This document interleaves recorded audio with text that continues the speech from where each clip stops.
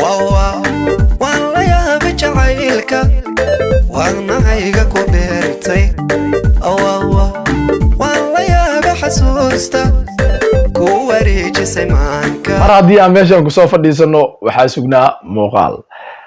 وعندنا هنا كل وداقو ويجو هوري أنالايز كبحي إيو سيدا تريديس كأنو قادناي سوقه هذا بس سؤال كويدي عادي هان ميقا تريد قادتا ويجي لقيا بينا تريد قادتي 5 تريد 4 تريد 6 تريد whatsoever سوقا هدي أدوني سيد إنا كمين نغتي دادك ريمينك كوح وحا لقاقا باهي أدليس إنا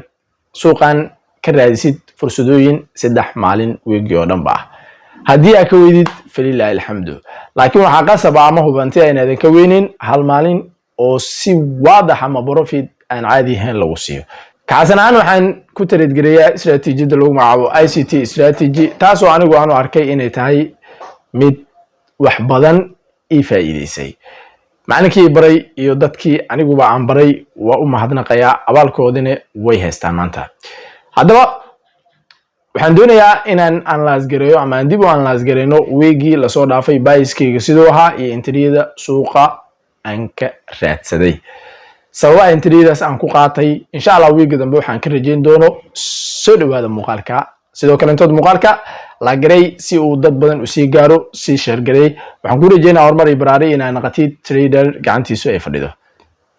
ina keena oo ina geeya shaashada Okay.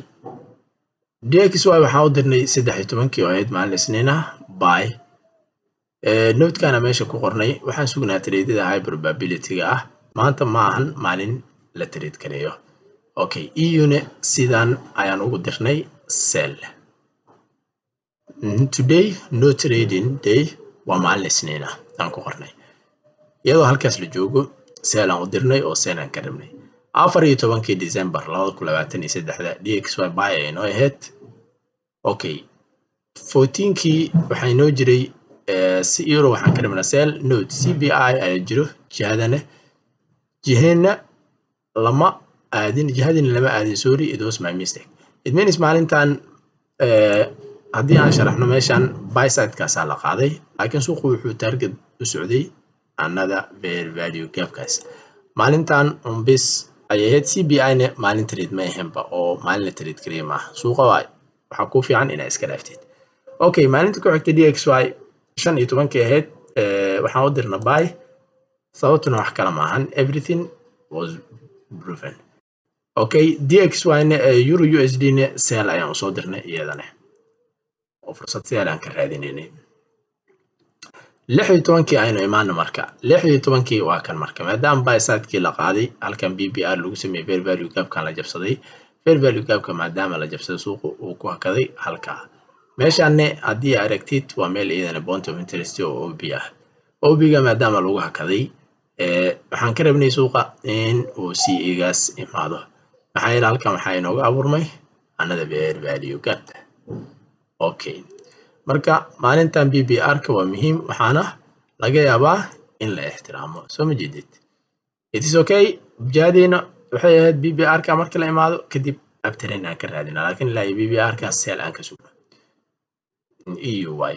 DXY-ne buy aan ka rajeynaynay ilaa iyo CE-gaas laga geynayo okay 17kii still bullish ayuu noo ahaa walow consolidation uu ku xirmay 17kii oo ahayd maalintii u dambeysay suuqa sidaan ayuu ahaa BBR-kii la taagnaa euro USD waxaa ka loo baxaa kadib sell la aada so maalintaanne high low la qaaday iyadana maalin consolidation ah ay ahayd laakiin kanalkii u dambeeyay intuu ku xirmay marka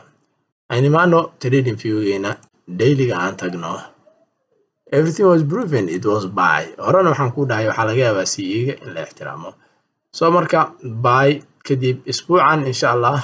isagana waa sugeynaa waxaan ka rajeynaynaa hadduu Ilaahay ka raali noqdo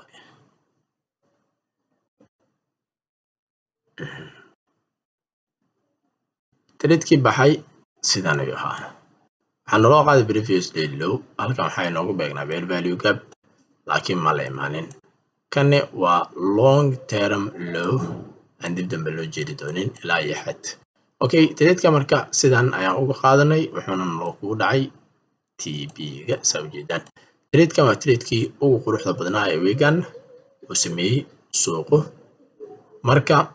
sidaas ayaan qaadanay trade-ka